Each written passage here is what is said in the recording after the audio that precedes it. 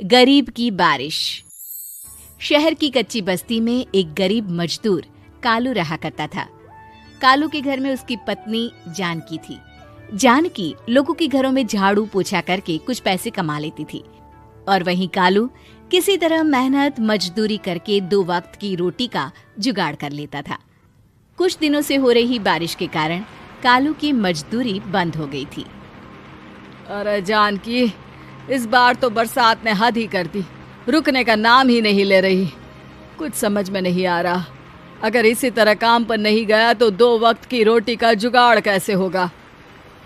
अरे तुम चिंता क्यों करते हो, बारिश का क्या है, 1 आध दिन में रुक जाएगी और उसके बाद में फिर से काम शुरू हो जाएगा। अरे 3 दिन तो हो गए, बरसात तो रुक ही नहीं रही है और आगे भी रुकने के कोई आसार नहीं दिख रहे। तो क्या हुआ, तुम्हारा काम बंद हुआ है ना? मैं तो अभी भी लोगों के घर झाड़ू पोछा करने जाती ही हूँ। मेरे पगार से कुछ दिन तो निकल ही जाएंगे।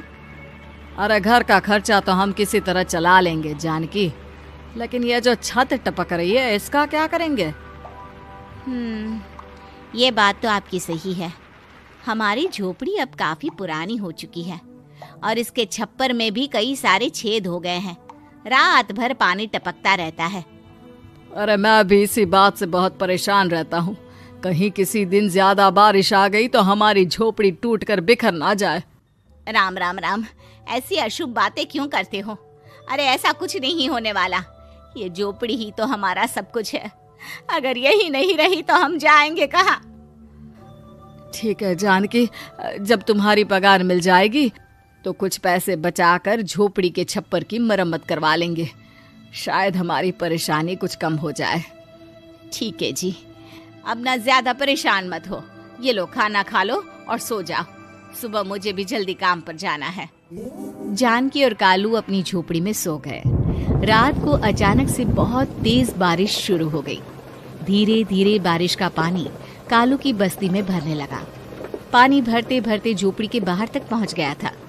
सुबह के वक्त जब कालू और जानकी सोकर उठे, हे भगवान, ये क्या हो गया? बारिश का पानी तो हमारे घरों तक पहुंच चुका है। अब मैं काम पर कैसे जाऊंगी? रहने दो जानकी, तुम आज काम पर मत जाओ। ऐसे पानी से निकल कर जाओगी और बीमार पड़ गई तो लेने के देने पड़ जाएंगे। लेकिन अगर नहीं गई तो मालकिन लोग नाराज हो जाएंगे। आप जानते हैं ना, बड़ी मुश्किल से 1 दिन की छुट्टी भी नहीं देती है। अरे लेकिन जान की झोपड़ी के बाहर तो पूरी बस्ती में पानी भरा है, तुम जाओगी कैसे? जानकी जैसे तैसे करके काम पर चली जाती है, लेकिन अगले दिन फिर से बहुत ज्यादा बारिश होती है और बस्ती में ज्यादा पानी भर जाता है। आज तो मैं तुम्हें किसी भी तरह काम पर नहीं जाने दूंगा। अरे अगर तुम्हें कुछ हो गया तो क्या होगा? ठीक है, तुम ठीक ही कहते हो, आज नहीं जाती। अगर मालकिन नाराज हो गई तो मना लूंगी किसी तरह। अरे मनाने वाली क्या बात है? जब तुम बताओगी कि हमारी झोपड़ी में पानी भर गया है तो वो खुद ही समझ जाएंगे ना। अगले 2 दिन तक तेज बारिश होने की वजह से जानकी, कालू और आसपास की बस्ती में रहने वाले सभी लोगों के घरों में पानी भर जाता है, जिसकी वजह से जानकी काम पर नहीं जा पाती। और 3 दिन के बाद जैसे ही जानकी काम पर पहुंचती है, कहाँ थी तुम? पिछले 3 दिनों से काम पर क्यों नहीं आई? मेम साहब क्या बताऊं, इतनी ज्यादा बारिश हो रही थी, हमारी पूरी बस्ती में पानी भर गया है और उससे भी ज्यादा तो मेरी झोपड़ी के अंदर पानी भर गया। आप ही बताइए कैसे आती मैं? इसका मतलब ये हुआ कि बारिश होगी तो तुम काम पर नहीं आओगी? ना ना, मेरे कहने का ये मतलब नहीं था मेम साहब। तुम जानती भी हो 3 दिन से कितनी परेशानी हो रही है मुझे। सारा काम मुझे खुद करना पड़ा। माफ कर दीजिए मालकिन जी, पर मैं क्या करती, आने के लिए रास्ता ही नहीं था, सब जगह पानी भरा हुआ था। बहाने तो तुझे बहुत बनाने आते हैं। जानकी देख, अगर अगली बार ऐसा किया ना तो फिर काम से हमेशा के लिए छुट्टी। अरे ना ना मालकिन, ऐसा मत कीजिए। बारिश की वजह से मेरे पति की मजदूरी भी छूट गई है। बड़ी मुश्किल से घर में 2 वक्त खाने की रोटी का जुगाड़ हो पाता है। आप मुझे काम से निकाल देंगे तो हम क्या खाएंगे? अगर इतनी ही चिंता है तो फिर रोजाना काम पर आया करो। चलो अब जल्दी से जाकर घर का सारा काम करो। बारिश रुकने का नाम ही नहीं ले रही थी। पूरे शहर में बाढ़ जैसे हालात बन गए थे। लेकिन नौकरी जाने के डर से जानकी किसी तरह रोज काम पर जाती थी। एक दिन जब जानकी काम करके अपने घर लौट आई तो अचानक उसकी बस्ती में कुछ लोगों का शोर सुनाई दिया। अरे लगता है बाहर कुछ हुआ है, मैं जाकर देखता हूँ।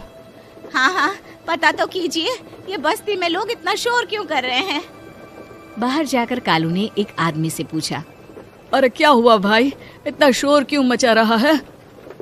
अरे क्या बताए भैया, अपने बस्ती के बाहर एक पुल टूट गया है और वहाँ पर एक कार फंसी है। थोड़ी देर में अगर किसी ने नहीं बचाया ना तो वो कार पानी में बह जाएगी। हाँ? ये क्या कह रहे हो भैया, कार के अंदर कोई है क्या? हाँ, कोई औरत बैठी है, अकेली है, बहुत रो रही है बेचारी, मदद के लिए बुला रही है। अरे तो हमें जाकर उनकी मदद करनी चाहिए ना। अरे लेकिन इसमें बहुत खतरा है, हमें अपने आप को बचाना चाहिए। पानी कभी भी हमारी बस्ती की तरफ आ सकता है।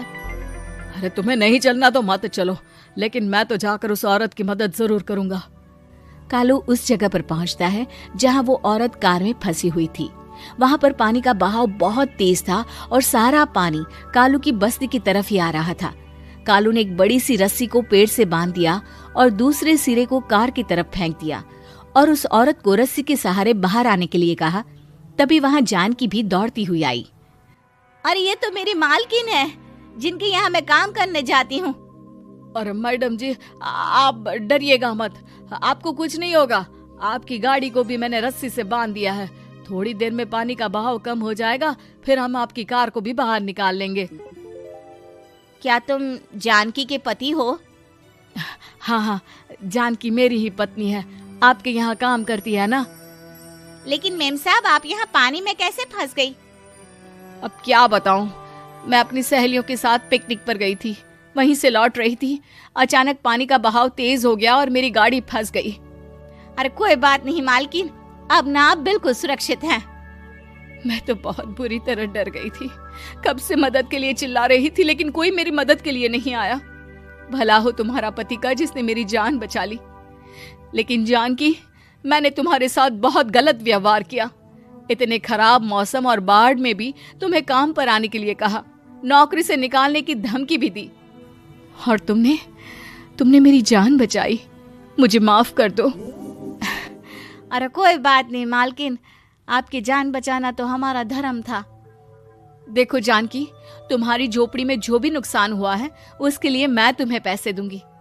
आज तुम्हारे पति ने मेरी जान बचाई है और आज के बाद मैं तुम्हें कभी भी नौकरी से निकालने की धमकी नहीं दूंगी। आज मैं तुम्हारी परेशानी को अच्छी तरह समझ चुकी हूँ। हम जैसे पैसे वाले लोगों के लिए अपने घर में बैठकर बारिश का मजा लेना बहुत आसान है, लेकिन तुम गरीब लोगों के लिए बाढ़ और बारिश काफी परेशानी खड़ी कर देते हैं। ये बात मुझे आज अच्छी तरह समझ आ गई है।